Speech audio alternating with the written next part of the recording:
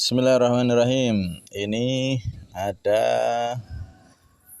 tulisan yang sebenarnya sudah beredar lama ya, tapi belum sempat kita naikkan.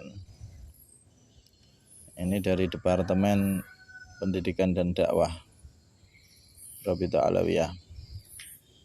Jadi dalam penentuan nasab itu ada 5 cara. Dan ini disebutkan di kitab Rosail fi Ilmil Ansab Syed Husin bin Haidar Al-Hashimi. Itu disebutkan di sana halaman 101 sampai akhir pembahasan. Jadi telah dijelaskan bahwa tulisan seorang ahli nasab hanyalah satu di antara metode-metode penetapan nasab. Jadi menetapkan nasab dengan memakai kitab itu adalah satu cara dari 5 cara yang ditetapkan oleh ahli nasab. Masih ada 4 cara berarti kan? Para ahli nasab menetapkan bahwa ada 5 metode pokok untuk menisbatkan nasab, yaitu pertama, tersebar luasnya serta terkenalnya nasab tersebut di daerahnya dengan sesuatu yang menimbulkan keyakinan kebenaran nasab tersebut tersiar luas di antara sejumlah orang yang menghasilkan keyakinan atau prasangka kuat kebenarannya serta tidak mungkin bersepakat untuk berdusta. Ini adalah bukti yang paling kuat. Jadi nasab itu sudah terkenal di daerahnya, itu sudah cukup. Apalagi ini nasab Sadah Ba'alawi tidak hanya terkenal di daerahnya Tarim Hadramaut sana, tapi juga di belahan dunia yang lain sampai Indonesia sini, dari abad ke abad. Sejak dulu para ulama kita sudah mengenal itu.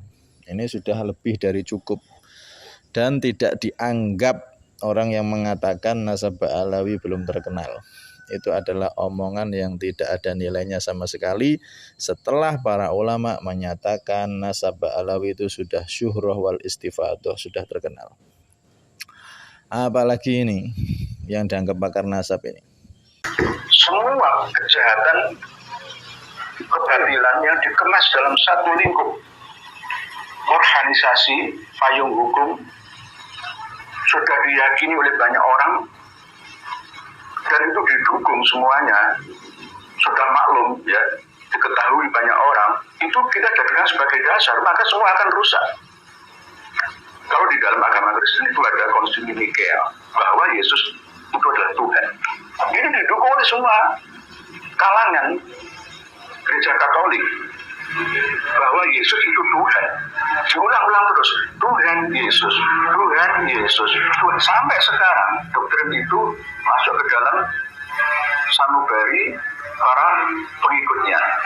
Nah, apakah dengan cara syuhur wal istighfar menyeluruh dan masyhur itu benar? Ya, mestinya tidak benar. Nah, lihat ini, kiai ini tadi menyatakan terkenal syuhur wal istifadah, terkenal satu nasab itu tidak benar, tidak bisa dipakai. Disamakan dengan terkenalnya Yesus katanya. Ini kan namanya pakar abal-abal. Kenapa disebut pakar abal-abal? Katanya pakar nasab, tapi abal-abal. Karena dia tidak mengetahui metode nasab itu, penentuan nasab itu. Pertama itu dengan apa? Justru dengan tersebar luasnya serta terkenalnya nasab tersebut atau syuhrah wal istifadah. Itu adalah rumusan metode menetapkan nasab. Nah, jangan disamakan untuk metode menetapkan Tuhan. Beda ilmu, beda metode. Katanya ini kiai ahli pakar nasab. Lah kok mestinya syuhrah wal istifadah yang tidak bisa dibenarkan. Loh, sampean ini gimana? Katanya pakar nasab tapi enggak tahu rumusan nasab. metode nasab yang pertama dan yang paling kuat adalah tersebarnya nasab tersebut, terkenalnya nasab tersebut. Syuhra wal istifadhah itu jadi metode utama nasab. Nah, dan kiasnya tadi itu batil. Kiaskan nasab dengan kiasan ketuhanan. Ya nggak nyambung. Gini kok disebut pakar katanya. Aduh, ini nih kalau bukan pakar asli yang berbicara akhirnya malah jadi runyam semuanya ini. Jadi kita yang awam itu jadi dibohongi, ibarat bola ditendang sana tendang sini, kita tidak tahu apa-apa. Naudzubillah min dzalik. Karena itu ikut pakar yang asli pakar. Udah orang awam tuh kata ketum PBNU, ikuti kiai selamat, ikuti ulama selamat. Kiai PBNU ketuanya sudah menyatakan Ba'alawi keturunan Nabi. Itu berdasar karena Ibnu Hajar, imam yang lainnya seperti itu, pakar asli itu.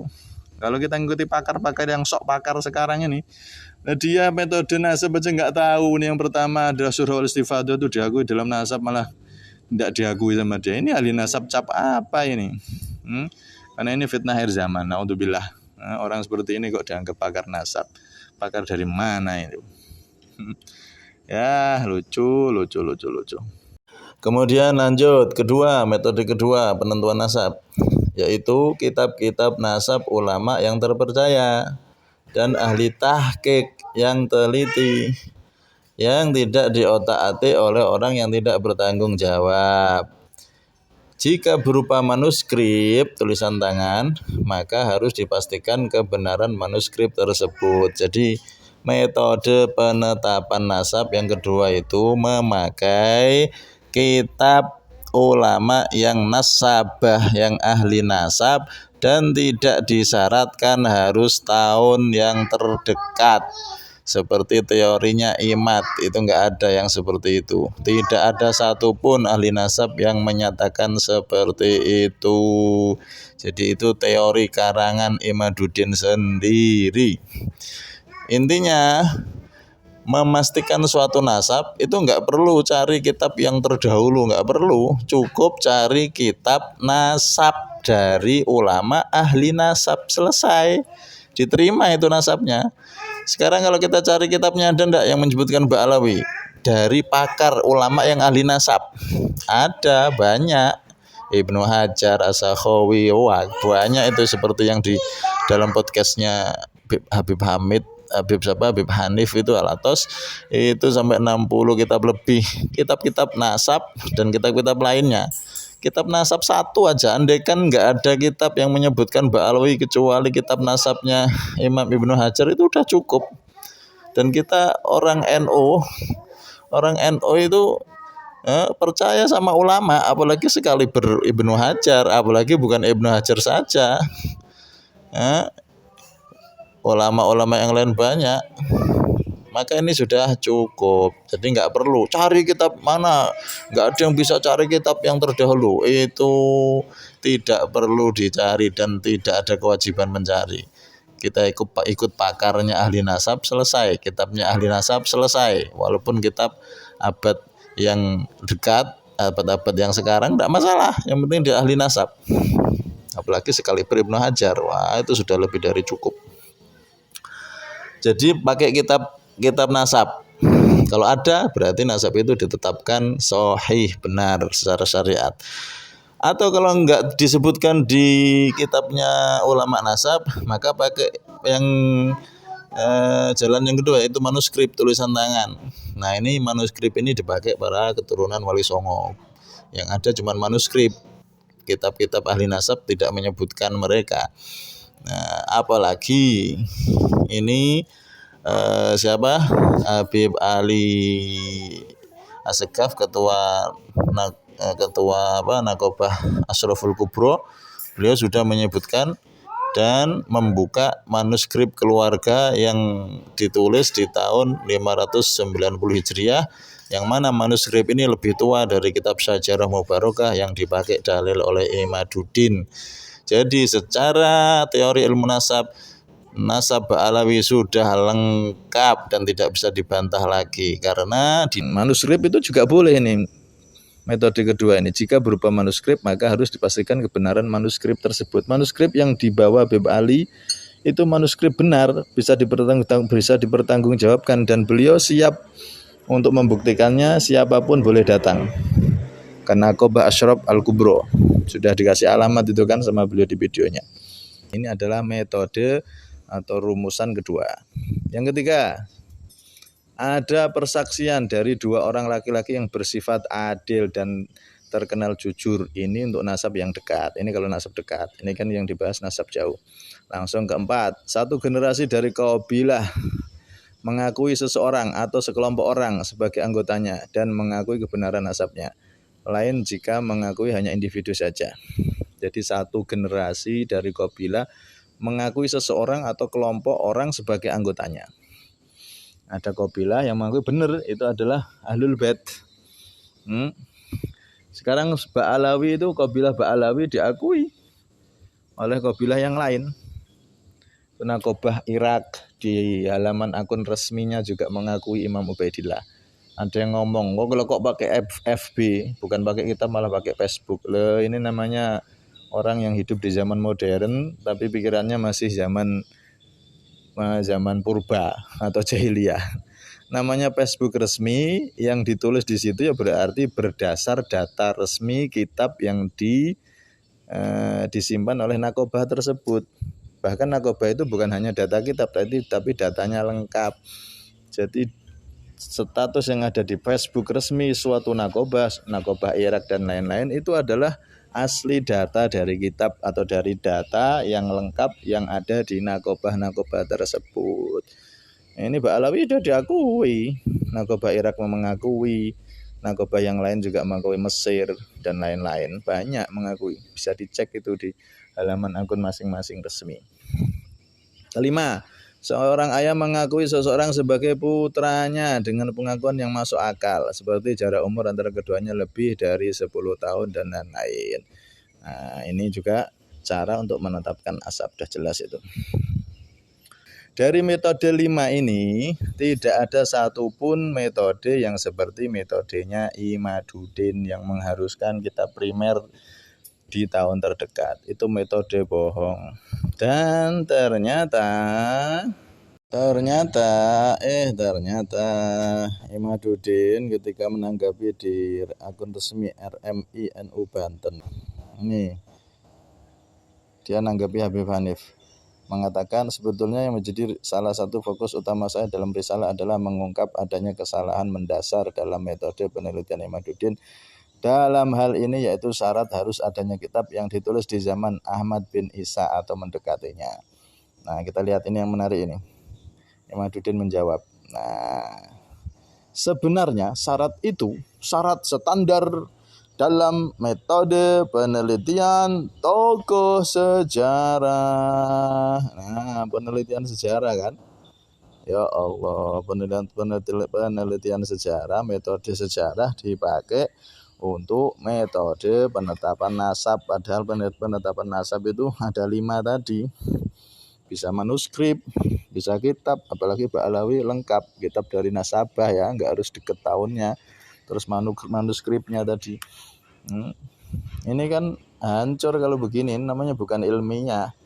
Ilmiah yang menghancurkan ilmiah ya ini. Nah, harus ada kitab sezaman primer, ini bukan metode nasab. Dia mengaku ini sebenarnya syarat itu syarat standar dalam metode penelitian tokoh sejarah. Udah sampai sini udah berhenti perdebatan karena dia sudah mengakui Imaduddin ini bahwasanya metode yang dia pakai adalah metode tokoh sejarah. Loh, tapi kan sejarah itu berhubungan dengan nasab.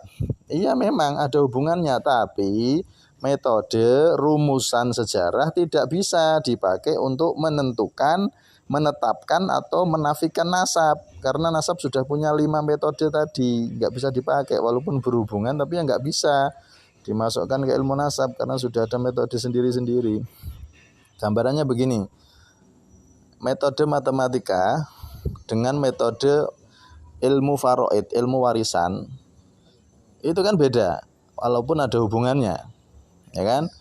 Misalkan ada orang meninggalkan harta 3M, ahli warisnya cuman anak 1 laki-laki 1 perempuan. Ini kalau metode matematika bagaimana? Ya 3M dibagi 2. Ya kan? Metode matematika 3 banding 2 dibagi 2 orang, ya kan? Berarti satu orangnya dapat 1,5 M, perempuan 1,5, anak laki-laki 1,5. Itu metode matematika.